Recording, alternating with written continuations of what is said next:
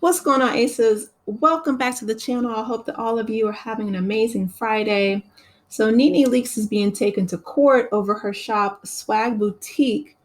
Her former landlord says that she owes a bunch of dough, $22,900 to be exact, in unpaid rent.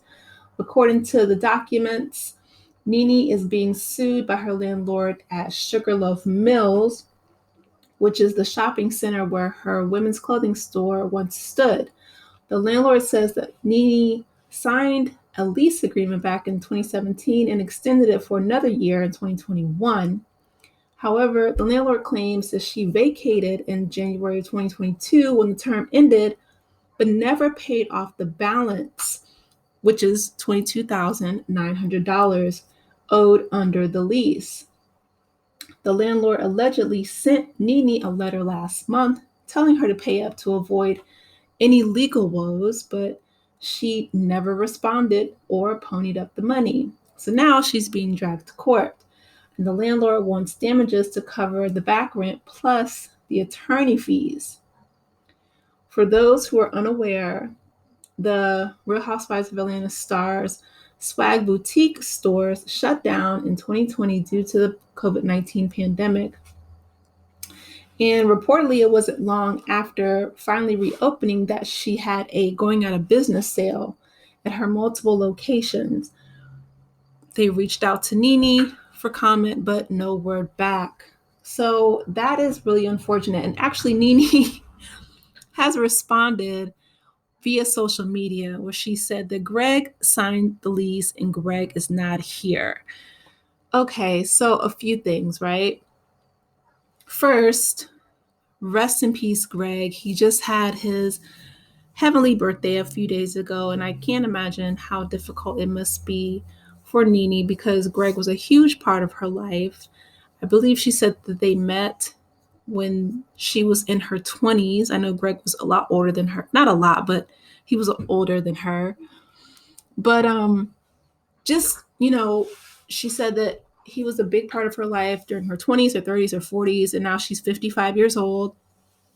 And I can't imagine how difficult that must be, having such a big part of your life or love of your life pass, and then on top of, your youngest son being sick, your oldest son being in jail, possibly going to prison. I know that he's not eligible for bond until 2024 in January. So I did a video on that.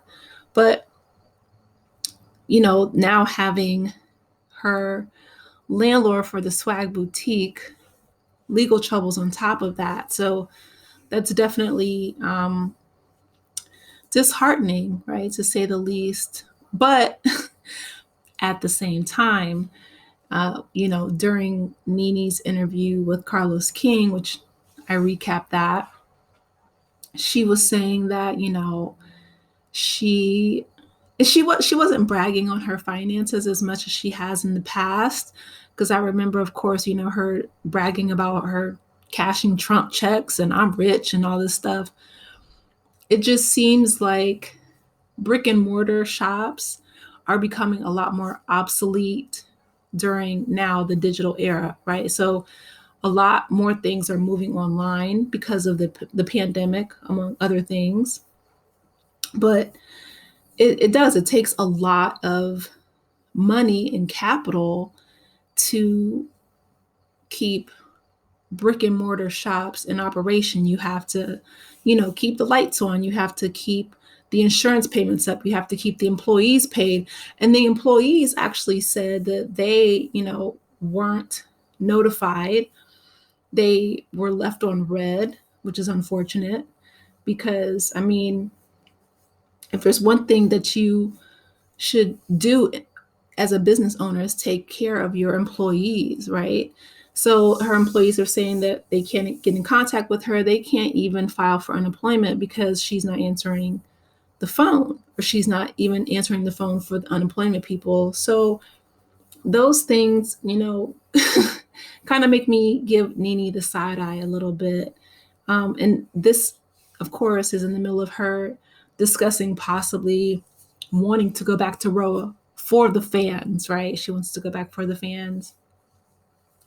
Or, if her and Carlos can get something, in the works. She was talking about wanting to do a podcast. But again, a lot of people, YouTubers, podcast people, they're like, you can just plug in your microphone into your computer, the same computer that put the lid down on during, your last season reunion, right?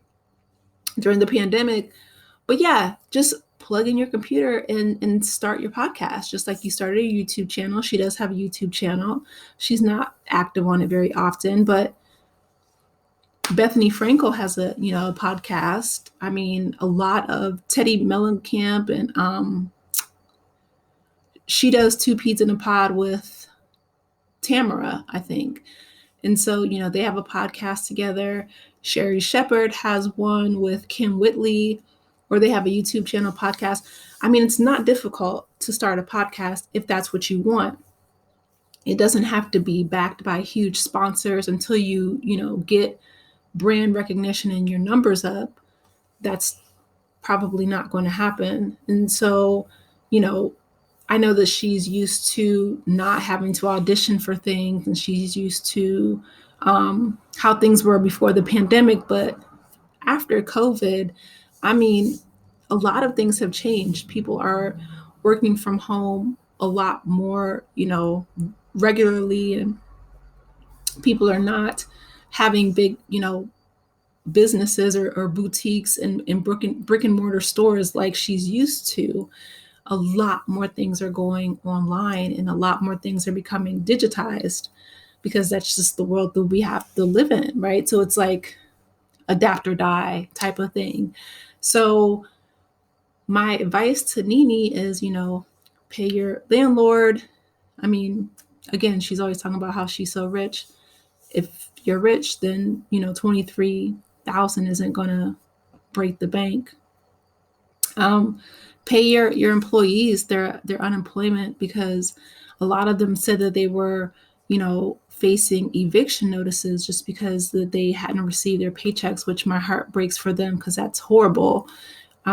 So, tie up things financially.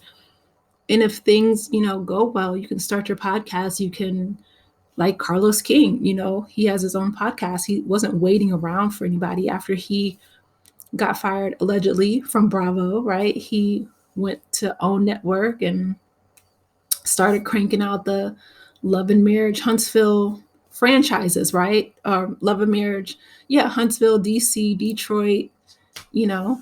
But yeah, hit the ground running. I mean, while we have breath in our bodies, that's what we have to do, right? We have to carve out our niche and make it happen for ourselves. We can't wait around, because the truth is Hollywood's on strike. The writers are on strike. UPS, a great victory for them. They didn't have to go on strike, but like hotel workers, I think, are going on strike. Just a lot of things have changed after the pandemic. And so we have to adapt to them. But, those are just my thoughts. Of course, I want to hear from you. Let me know in the comments what you think about Nene being sued. And please be sure to like the video. It's definitely a free way to support the channel. It wakes the algorithm up, lets them know that I'm here with you guys. Also, subscribe if you haven't done so already. And I will talk with you later. Take care, Aces. Enjoy your weekend. Bye.